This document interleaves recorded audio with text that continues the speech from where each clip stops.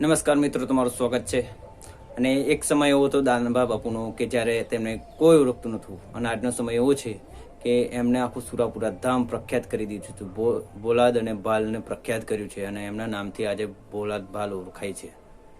તો એમને જે કાર્યક્રમ હતો 8મો પાઠમહોત્સવ, તેની અંદર કોણ કોણ કલાકાર આવ્યા હતા તેનું આપણે વાત કરીશું.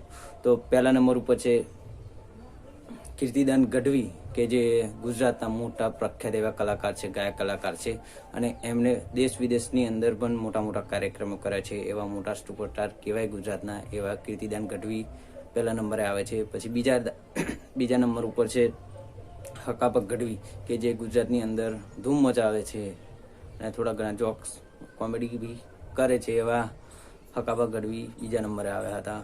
પછી ત્રીજા નંબરે આવે છે ગોવિંદ ગઢવી, કે જે સુરાપુરા ધામની અંદર જે દાદાના સોંગ હોય એ વધારે પડતા એ તેમના જ હોય છે, ગોવિંદ ગઢવીના જ હોય છે, અને એ પણ આવ્યા હતા. ત્યાર પછી આવ્યા હતા પોપટભાઈ માલધારી, કે જે ગુજરાતની અંદર પ્રખ્યાત છે અને બોલાદ બાલ એટલે કે ભાવનગરની અંદર બહુ જાણીતા એવા કલાકાર છે. પછી 5મા નંબરે હતા નિકુલદાન ગઢવી, કે જે બોલાદ બાલ એટલે કે ભાવનગરની અંદર જ પ્રખ્યાત છે અને ગુજરાતમાં પણ એ પ્રખ્યાત છે. અને જે કીર્તિદાન ગઢવી છે તેમના ખાસ મિત્ર પણ છે. તો આવા મોટા કાર્યક્રમની અંદર આવા મોટા મોટા કલાકારો આવ્યા હતા.